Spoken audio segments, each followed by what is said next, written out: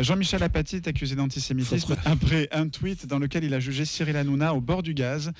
Certains internautes appellent à l'Arcom, ce qui ne sert à rien puisque l'Arcom ne régule pas Twitter.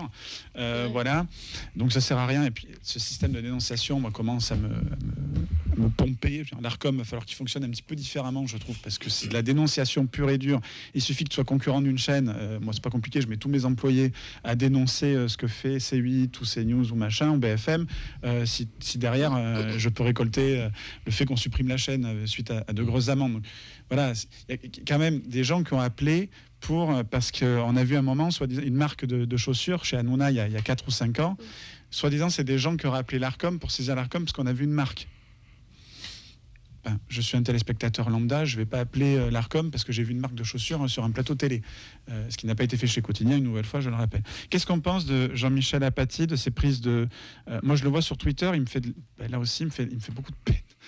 Si Camille veut venir, elle peut, il y a de la peine. Il me fait beaucoup de peine. Voilà, est-ce que c'est antisémite de dire Cyril Hanouna au bord du gaz avec un tweet très court, voilà. Est-ce que c'est antisémite? La formulation peut être malheureuse, on va toujours accorder le bénéfice du doute, mais en théorie, comme tu le disais, quand tu as le niveau d'apathie, tu vois que la formulation est malheureuse, et tu te rattrapes derrière, en disant, bon, ben, je suis désolé, j'ai mal formulé.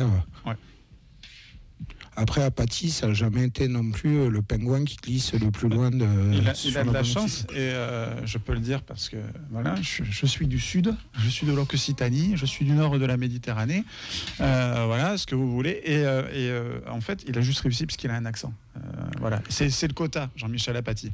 Donc il arrête de faire semblant, qu'ils arrêtent tous de faire semblant que c'est un génie, c'est un quota. Ça a permis à d'autres aussi d'augmenter, vu que voilà... C'est un quota. Le fameux bouquin sur son accent, qui est basque d'ailleurs, et pas occitan, a permis à un certain éditeur de l'Express de sortir un bouquin, d'inventer un concept fumeux qu'on appelle la glottophobie, parce que le problème vient aussi d'une question de langue plus que d'accent. Voilà. Exactement. Mais que c'est pas parce que parce qu'on a un accent ou qu'on est libre de pas dire de conneries. On peut dire des conneries avec tous les accents et toutes les langues du monde. Après, on n'est pas obligé de passer par l'Arcom parce qu'on ne peut pas, vu que c'est Twitter. Mais par contre, il y a la justice. Je peux redresser le micro, hein, si jamais. Ouais. La justice, parce que c'est pas normal s'il y a des jeunes qui voient ça. Moi, ce que je trouve dommage, c'est d'en appeler justement à la justice, à l'Arcom à chaque fois qu'il y a un problème. C'est vrai que tous les jeunes qu'il doit y avoir sur le Twitter de Jean-Michel Apathy. Voilà, c'est ça aussi, c'est que pour moi, il faut même pas faire intervenir la justice, il faut juste que Jean-Michel Apathy se ressaisisse. Enfin, si je dois donner un conseil à ce monsieur, c'est qu'il a été excellent, ça a été un très bon, il a été très bon, il a été pertinent en tout cas, il a su résoudre, voilà, il a été pertinent. Là, qu'est-ce qui lui prend à s'en prendre tous les jours? Qui s'en prennent à Cyril Hanouna, qui l'aime pas, c'est une chose.